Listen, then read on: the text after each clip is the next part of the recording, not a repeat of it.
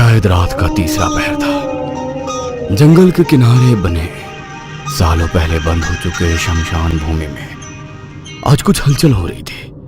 एक 22-23 साल की लड़की काले वस्त्र पहने एक पैर पर खड़े होकर अपने कमर तक फैले घने काले बालों को खोलकर कुछ मंत्र पढ़ रही थी, जो तंत्र के हर अध्याय में वर्जित है। आसपास के घने जंगलों से आती जंगली जानवरों की आवाजें, रात में बढ़ती हाड़ कपाती ठंड और शरीर पर रेंग रहे कीड़े मकोड़े उसकी साधना को तोड़ने में असफल नजर आ रहे थे। आज उसकी साधना का 11वां दिन था। ओम भक्षाण्य नमः, ओम शत्रु नशाय नमः। आखिरी बार उसके मुंह से निकले उस मंत्र के साथ ही अचानक शमशान भूमि में धूल की जोरदार आंधी चलने लगती है। भूमि पर रखा उसका तंत्र का सामान उड़कर दूर जा गिरा था और सामने रखी मानव खोपड़ी आकर उसके सर से टकरा गई थी। एकाएक काली परछाई नजर आती है जो आकर उस लड़की के बाल पकड़कर उसे घसीटते हुए उठाकर दूर पटक देती है। अभी भी समय है, लौट जा। आगे सिर्फ और सिर्फ मृत्यु है। अपनी मौत को मत आमंत्रित कर, लौट जा। मैं लौटने के लिए नहीं आई हूँ। मैंने सोच लिया है। जो भी कर रही हूँ सोच समझ कर रही हूँ।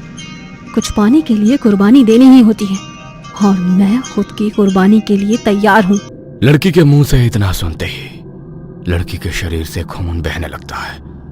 उसके हाथ और पैर देखकर लगता था कोई उन्हें बुरी तरह मरोड़ रहा है। दर्द को सहन करते हुए वो अभी भी मंत्र पढ़ती जा रही थी। कुछ देर बाद उसके सामने एक डरावनी स्त्री प्रकट होती है। जानती है ना तूने क्या किया है? भाक्षिणी हूं मैं। जिसके नाम से तूने ये तंत्र किया है उसकी मौत अब निश्चित है। तेरे दुश्मन के साथ साथ मृत्यु तेरी भी निश्चित होगी। तुझे स्वीकार है? स्वीकार है। लड़की के इतना कहते ही वो स्त्री धुएं के बवंडर में बदलकर पास में रखी कच्ची मिट्टी के मटकी में समा जाती है और वो हांडी खुद ब खुद हवा में लड़की के साथ साथ चलने लगती है। यहाँ रात के 12 बजने का संकेत कर रही थी। मिट्टी के दियों की मध्यम रोशनी से जगमगाते कमरे में लाल फूलों से सजे बिस्तर पर बैठी पूर्वी की आंखें अब नींद से बंद होने लगी थी। एकाएक पूर्वी की आंख बंद हुई और उसे महसूस हुआ किसी ने उसका मुंह कसकर दबा दिया है। पूर्वी बुरी तरह छटपटा रही थी। तभी घबराकर उसकी नींद खुलती है। कमरे में बिल्कुल सन्नाटा नजर आ रहा था। उसका पति पूरब कमरे में कहीं नजर नहीं आ रहा था। ये सपना। कितना वक्त हो गया। ये पूरब अभी तक क्यों नहीं आया? दुल्हन के लाल जोड़े में सजी पूर्वी अपने बिस्तर से नीचे उतरती है और घूंघट में से ही पूरब को पुकारते हुए हवेली में एक कमरे से दूसरे कमरे में जाने लगती है। अचानक ही एक कमरे के दरवाजे पर पहुंचकर उसके कदम ठिठकते हैं। कमरे का दरवाजा हल्का सा खुला था और भीतर से कुछ अजीब आवाजें सुनाई पड़ रही थी। कुछ अजीब दुर्गंध भी कमरे के धुएं के साथ बाहर आ रही थी। इससे पहले कि पूर्वी अंदर जाती उसे अपने कंधे पर एक गर्म हाथ महसूस होता है। डरा दिया तुमने। कहाँ थे तुम? बहुत जल्दी में है मेरी दुल्हन, बस तुम्हारे पास आ रहा था। आज की रात तुम्हें मैं छोड़ के कहाँ जा भी सकता हूँ। वेट कर रही थी। तुम थे कहाँ? और यहाँ इतना अंधेरा क्यों है? ये जगह कुछ अजीब नहीं है? आज की रात कोई सवाल जवाब नहीं, बस तुम और मैं। कल सुबह तक तुम सब जान जाओगी। अपने कमरे में जल रहे दीपक बुझा दिए और पूर्वी को गोद में उठाकर उसके बिस्तर तक ले आया। कुछ देर बाद पूर्वी बिस्तर पर बेफिक्र होकर गहरी नींद में सोई हुई थी, लेकिन पूरब वो अब बिल्कुल बदला हुआ नजर आ रहा था। उसकी आंखों में मानो खून उतर आया था। उसने अपने शरीर पर काले वस्त्र पहन रखे थे, माथे पर काली राख मल रखी थी, आंखों में गहरा काजल और चेहरे पर किसी कसाई जैसी निष्ठुर भाव। उसने पूर्वी को उठाकर जमीन पर लिटाया, कुछ देर मंत्रोच्चार किया और फिर अग्निकुंड के पास रखे खंजर से उसका सर धड़ से अलग कर दिया। इसी के साथ पूरब के हंसी की आवाज से वह हवेली गूंज उठी। इस घटना को कई महीने बीत गए थे। पूर्वी का कुछ पता नहीं चल रहा था। शहर में उसकी रूममेट मेघा यूं अचानक पूर्वी के गायब हो जाने से बहुत परेशान थी। पूर्वी अपनी बहन निष्ठा से बहुत क्लोज थी। मुझे पूरा यकीन है निष्ठा को जरूर पता होगा कि पूर्वी कहाँ है और किस हाल में है। आई थिंक मुझे उससे बात करनी चाहिए। पूर्वी के बारे में कुछ पता है क्या? आई मीन वो अचानक से अपना सामान छोड़कर चली गई, उसने बताया भी नहीं। हाँ, वो अभी शायद तुम्हारे साथ नहीं होगी। उसने बताया होगा ना कि शादी करने वाली है। Thank God. मुझे पता नहीं क्यों बहुत अजीब अजीब से ख्याल आ रहे थे। उसका फ़ोन भी नहीं लग रहा है। बात करवा सकती हो क्या? शादी हो गई उसकी? मुझे पूर्वी के बारे में जितना बताना था मैंने बता दिया। आगे से उसे कांटेक्ट करने की कोशिश मत करना, सबके लिए वही अच्छा होगा। निष्ठा के यूं अजीब बर्ताव ने मेघा को उलझन में डाल दिया था। क्या चल रहा है यार? पूर्वी ने भी कभी पूरब से मिलवाया नहीं। मुझे पता भी नहीं वो दिल्ली में कहाँ रहता है। फोन ट्राई करती हूँ। पूरब, मैं मेघा, पूर्वी की रूममेट। पूर्वी से बात हो सकती है क्या? मैं नहीं जानता पूर्वी कहाँ है। उसने मुझे ऐसा धोखा दिया कि आज तक मैं उभर नहीं पाया। हम गांव में जाकर शादी करना चाहते थे, लेकिन शादी के दिन वो पहुंची नहीं। मैं उसका इंतज़ार करना रहा। वह इंतज़ार मेरा कभी ख़त्म ना हुआ। फ़ोन भी नहीं लग रहा था। मुझे पूरा यकीन है उसकी बहन ने ही रोका होगा। वो नहीं चाहती थी हमारी शादी हो। मेरा मन अब जीने को नहीं कहता, मन कहता है जान दे दूं। वो क्या निष्ठा को छुपा रही है? आखिर पूर्वी है कहाँ? कहीं उसके साथ कुछ अनहोनी तो नहीं हुई? मेघा कुछ समझ नहीं पा रही थी कि आखिर ये क्या पहेली है। ऐसा मत कहो। तुम अपनी जान क्यों दोगे? संभालो खुद को। तुम्हें भी लाइफ में आगे बढ़ना चाहिए। शायद उसने शादी कर ली है। मेघा और पूरब के बीच अब अक्सर बातें होने लगी थी। पूरब के टूटे दिल को संभालने के चक्कर में मेघा पूरब के नजदीक आ गई थी। मैं नहीं जानता था पूर्वी के साथ और किसी लड़की के पास ऐसे मुस्कुरा सकता था। थैंक यू मुझे समझने के लिए। को कंधा देते देते कब वो उसे पसंद करने लगी थी उसे एहसास ही नहीं हुआ था। समझ ही नहीं आता कैसे कहूँ। पता नहीं था कि पूर्वी से खास हो जाएगा मेरे लिए। आई लव यू मेघा, तुम बहुत अच्छी लड़की हो। क्या मुझसे शादी करोगी? अब तुम इतने स्वीट हो, तुम्हें कोई भी लड़की मना नहीं कर सकती। पूर्वी की तरह धोखा नहीं दोगी ना? सच्चा प्यार सबके नसीब में नहीं होता और शायद हमारा मिलना लिखा होगा। तभी तो आखिरी समय में पूर्वी शादी से भाग गई।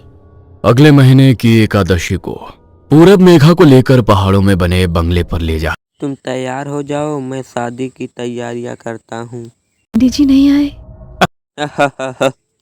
यहाँ पंडित शादी नहीं करवाते, समझ जाओगी जल्द ही। कुंड प्रज्वलित कर लिया था। सामने एक बड़ा सा पत्थर रखा हुआ था जिस पर खून जैसा कुछ लगा हुआ था।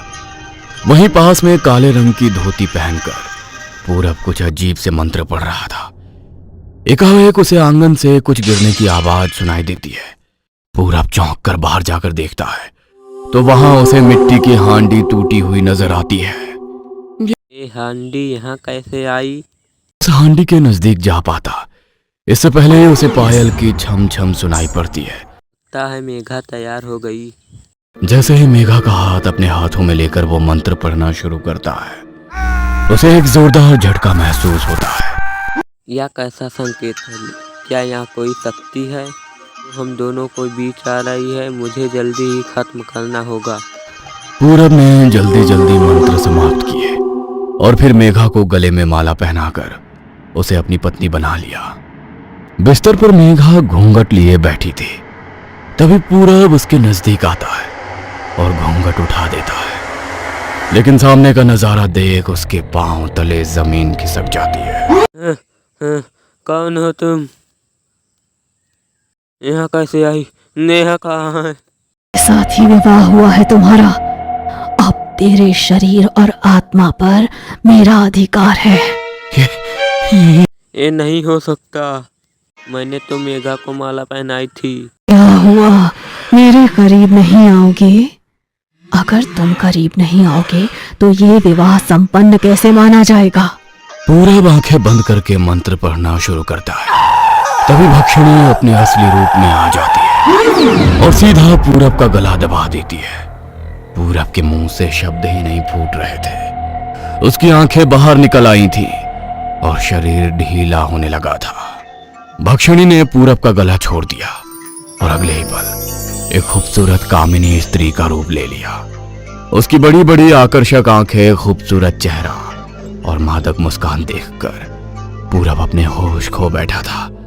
सम्मोहन में पड़कर वो उसकी ओर खींचा चला जाता है। कमरे में अंधेरा छा जाता है और कमरे का दरवाजा अंदर से बंद हो जाता है। यह पहली बार था जब शादी के बाद दुल्हन के साथ रात बिताने के बाद पूरब ने उसकी बलि ना दी हो। अगली सुबह पूरब बिस्तर पर लेटा हुआ था। वो पूरी ताकत लगाकर बिस्तर से हिलना चाहता था, लेकिन ना वो हिल सकता था, ना उसकी आवाज गले से बाहर आ रही थी। बेबसी में उसके आंखों से आंसू लुढ़क कर गाल पर आ जाते हैं। तभी उसे कमरे में छत के पंखे पर वही डरावनी छाया लटकती नजर आती है, जो जोर जोर से हंस रही थी। तू तो तंत्र का इतना बड़ा पुजारी है, जानता ही होगा भक्षणी क्या होती है। भक्षणी वो काली शक्ति जो जिस पुरुष के साथ संबंध बनाती है उसी का रक्त पीकर अपना पोषण करती है। अब से हर रात तू मेरे साथ रहेगा। तेरे शरीर का कतरा कतरा खून पीकर मैं अपनी प्यास बुझाऊंगी। तभी कमरे का दरवाजा खुलता है और निष्ठा कमरे में दाखिल होती है। बहुत खूबसूरत खेल रचा तूने। भोली भाली लड़कियों से शादी करके उनकी बलि चढ़ाने के बाद क्या सोचा था अमर हो जाएगा? लेकिन कहते हैं ना, हर पापी के पाप का घड़ा एक दिन भर ही जाता है। तूने प्लानिंग तो बहुत अच्छी की थी, लेकिन मेरी बहन पूर्वी ने तुम दोनों की शादी में गलती से मुझे भी बुला लिया था। जिस समय मैं हवेली पहुंची, मैंने अपनी बहन की दिल दहला देने वाली चीख सुनी। जब मैं अंदर आई तो तुझे शैतान के सामने किसी राक्षस की तरह पूर्वी का खून पीकर नाचते देख मैं समझ गई थी कि तू कोई आम आदमी नहीं है। इसीलिए मैंने तेरे बारे में जानकारी निकालना शुरू किया। धीरे धीरे मुझे पता लगा कि तू पूर्वी से पहले भी 5 लड़कियों से इसी तरह शादी कर चुका है और अचानक से लड़कियां न जाने कहां गायब हो जाती हैं। मुझे अपनी बहन की मौत का बदला लेना था, इसीलिए मैंने ही मेघा को तेरे करीब आने के लिए मनाया और फिर वही हुआ जो मैं चाहती थी। कहते हुए अचानक निष्ठा के मुंह से खून आने लगा। नहीं, तुझे इतनी आसान मौत नहीं दूंगी मैं। अब मेरे सौदे का अगला चरण शुरू होता है। भक्षणी की भूख शांत करने के लिए मैं उसे अपने शरीर में आने का आवाहन करती हूँ। हे भक्षणी, इसे छोड़कर मेरे पास आओ। ये क्या कर रही हो? अरे भुगत में दो ना इसे इसके कर्म। तुम क्यों अपनी जान पर खेल रही हो? हम अब यहाँ से चलते हैं। अब देखते हैं इसका शैतान इसे कैसे बचाता है। नहीं, ये अब बिस्तर से हिल भी नहीं सकता। इसके शरीर पर जो जख्म है ना, उसके लिए इसे ना दवा मिलेगी और ना ही पेट भरने के लिए खाना। यूं ही बिस्तर पर लेटकर भूख प्यास से तड़पेगा ये। उसके जख्मों में कीड़े रेंगेंगे। मैं इसके शरीर पर शहद का लेप लगाकर जाऊंगी ताकि चींटियां इसे खतरा खतरा नोचे। हर पल अपनी मौत की दुआ मांगे ये, लेकिन इसे मौत भी नहीं आएगी। मेघा निष्ठा को रोकने की बहुत कोशिश करती है, लेकिन निष्ठा जमीन पर बैठकर मंत्र पढ़ने लगती है। अगले ही पल भक्षणी आकर निष्ठा के शरीर में समा जाती है। निष्ठा का शरीर नीला पड़ने लगता है। उसके शरीर पर जख्म उभरने लगते हैं और वो दर्द से कराहने लगती है। मेघा, तू जा, मेरा वक्त खत्म हुआ, जा। मेघा के वहां से निकलते ही हवेली के दरवाजे हमेशा के लिए बंद हो जाते हैं और कुछ ही देर में भक्षणी निष्ठा के शरीर का कतरा कतरा खून पीकर उसे एक सूखी लकड़ी जैसा बना देती है। अगले 1-2 दिन में निष्ठा की मौत हो जाती है। निष्ठा तो आजाद हो गई थी, लेकिन पूरा वो रो रो कर अपने लिए मौत मांग रहा था, लेकिन उसकी वो पुकार सुनने वाला वहां कोई नहीं था। क्योंकि उसे अभी अपने कर्मों की सजा भुगतना बाकी था।